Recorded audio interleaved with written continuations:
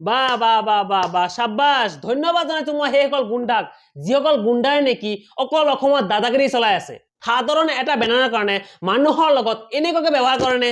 অসমীয়া সমাজত বসবাস কৰি কিনে মানুহ এজনৰ লগত কেনেকৈ ব্যৱহাৰ কৰিব লাগে সেইবিলাক সাধাৰণ জ্ঞান তাৰ মা দেউতাকে দিয়া নাইনে? নমস্কাৰ বন্ধুসকল, কি খবৰ আপোনালোকৰ? আশা সকলোৰে ভাল। তো বন্ধুসকল, আজি মোৰ ভিডিঅ'টো বনোৱাৰ উদ্দেশ্যটো হ'ল মই যোৱাকালি ফেচবুকত এটা পোষ্ট চালো। ডিব্ৰুগড়ত এটা পূজা মণ্ডপত মানে বাংলা এটা বেনাৰ পাইছিলে।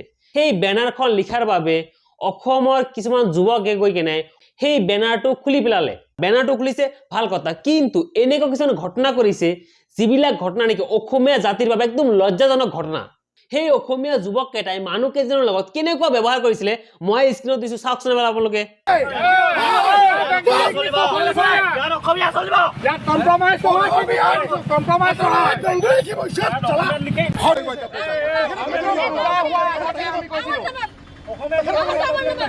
চাইছেনে আপোনালোকে সেই ল'ৰাকেইটাৰ মুখৰ ভাষা কেনেকুৱা?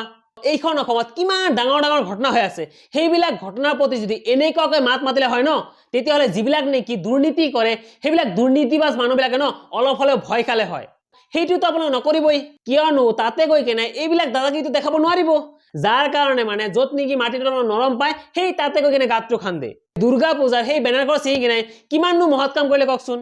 ল'ৰাকেইটা বোলে আকৌ শিক্ষিত হয়। চাইছে না আপোনালোকে পকেটত কলম আছে, পকেটত কলম থকা এজন শিক্ষিত যুৱকৰ মুখৰ ভাষা এনেকুৱা হয় নে কওকচোন?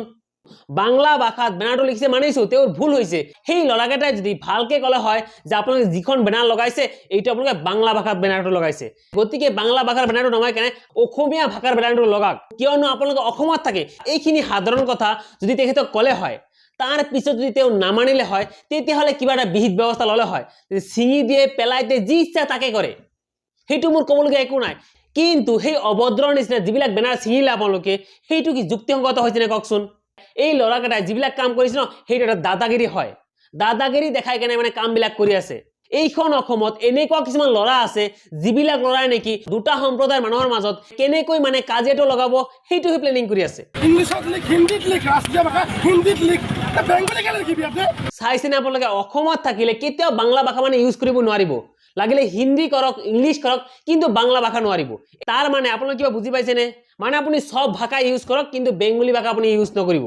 অসমখনত যদি বেংগলী ভাষাৰ সেই বেনাৰখন লিখিবই নোৱাৰে তেতিয়াহ'লে যিবিলাক নেকি ইংলিছত বেনাৰবিলাক লিখিছে সেইবিলাকতো ছিঙি পেলাব লাগে।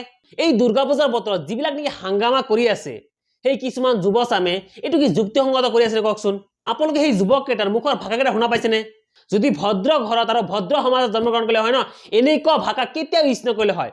ব্ৰহ্মপুত্ৰ উপত্যকাত থকা যিবিলাক নেকি বেংগলী মানুহ আছে সিহঁতে যদি কিবা কাৰণত কয় অসমীয়া ভাষা আমি নামানো, অসমীয়া কালচাৰ আমি নামানো, কোনোবা এটা বেংগলী সাহস আছেনে? কোনোবা এটা বেংগলী কিন্তু সাহস নাই।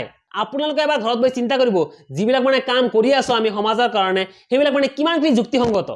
কথাতে আছে ন, নিজৰ ব্যৱহাৰৰ পৰা নিজৰ পৰিচয়। যদি ভদ্ৰতাৰে সেই কমিটিত থকা মানুহবিলাকৰ কথা পাতিলে হয়, তাৰ পিছত যদি ননমলে হয় তেতিয়াহ'লে কিবা এটা বিহিত ব্যৱস্থা ল'ব পাৰিলে হয়। সেইটো নকৰি কিনে নিজৰ যিখিনি ঘৃণনীয় চৰিত্ৰ আছে সেই চৰিত্ৰখিনি তাৰমানে উদঙাই দিলে। তো গাইজ, আপোনালোকে কি ভাবে? আপোনালোকৰ মূল্যৱান মন্তব্যটো এবাৰ কমেণ্ট কৰি জনাওকচোন, আৰু এইটো ভিডিঅ' প্ৰতিজন মানুহে শ্বেয়াৰ কৰক যাতে এইটো ভিডিঅ' যিবিলাক নেকি গুণ্ডাগিৰি কৰিছিলে সেই ল'ৰা এটাত ভিডিঅ'টো যাওক আৰু মূৰত অলপমান বিবেক বুদ্ধি অলপমান ঘূৰি আহক। ধন্যবাদ সকলোকে। জয় অসম।